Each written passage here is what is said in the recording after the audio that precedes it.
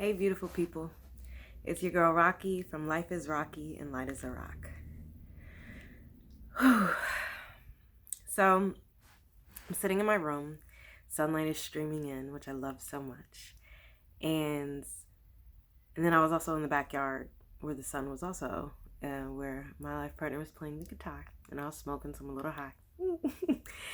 But I was thinking about how I was talking with our landlord, and they're going to be building a taller housing kind of complex across the street from us. And she was like, there goes your sun, because I was worried about the sun in our living room because they were building something there. And in this moment in the backyard, I was thinking about that conversation, and I was like, man, I've never been in a house that gets light on three sides of it, nor have I been, and because of that, especially where I live, because of that, never in my life have I tracked the movement of the sun so much. Like, we're aware that the sun rises in our backyard, the sun sets in my room, and then in noon, midday, it's in our living room. So, like, we are aware that the time of year affects where it is in the sky, as far as like whatever side it's on. So in the summer, it's a different position. It may be on the same side, but it's a different position in the sky than it would be in the spring. And like, never in my life have I tracked the movement of the sun that much. And I'm thinking, and I'm like, the indigenous man must have been so connected. They didn't live in buildings like we do. They had more connection to just the nature surrounding them.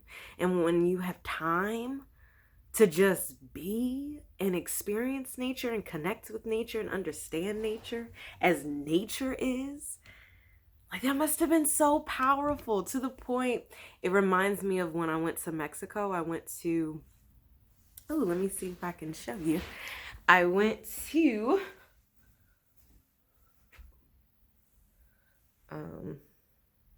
I don't know how to say it. Dzibilchaltún? I don't know. But if you can see this figure, it's a building and it has like a little star in the middle. And that was actually, here's another one of the same site I went to. I think it was in Yucatán.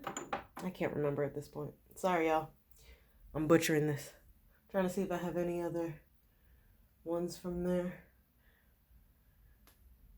Progresso, maybe? I don't know. But I may put this in the description below once I figure it out.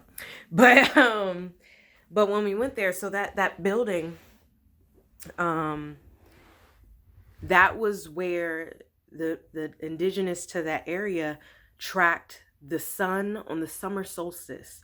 So the sun on the summer solstice showed directly through that building. It was like the building lit up with the sun inside. And the indigenous had enough awareness of the movement of the sun to build something that then captures it at that specific time of year. That's how connected they were. Like, isn't that just, it's so beautiful. And the fact that within the culture that we live in now, where we're so disconnected to nature, I have tapped into that just because I live on a corner. Right? And I have bay windows. Like, that is amazing to me. And I love that I've been able to connect to nature in that way.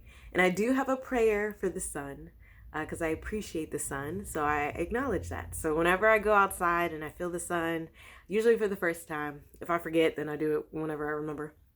But I'm like, thank you, sun. Thank you for your warmth, your light, your energy. And then for the moon, I've just started saying it for the moon, because I've been trying to get more in tune with my menstrual cycle and my womb, and being, a woman, and how the moon relates to me in that way. So yeah, did you know, BT dubs, that the lunar calendar is based on 9 months because of the pregnancy? 9 months for pregnancy for humans. I just learned that. I was like, oh, learn something new every day. I learned that in anthropology. But yeah. So to the moon, I say, Thank you for your light. Thank you for your energy. Thank you for your push, your pull, your balance. Because even though, we think of sun as life and as light, we need the moon as well. So appreciate the things that actually impact our lives. Like, we would not have food if it weren't for the sun. Our water, and that includes within our bodies, would be different if we did not have the moon. Okay? So it's just, time to appreciate. And I'm very thankful. And if you check out my previous video, I'm talking about them building the houses, and I'm like, my son. So hopefully I get to still experiencing it, because it is beautiful, especially when you sit in the stillness. But all right, beautiful people, connect with nature, connect with the sun, connect with the moon, connect with the earth. This is the planet in which we live. And just taking time to appreciate it, because it will live on and thrive without us for sure. But it allows us to exist. And that's something we can be grateful for. Peace and love.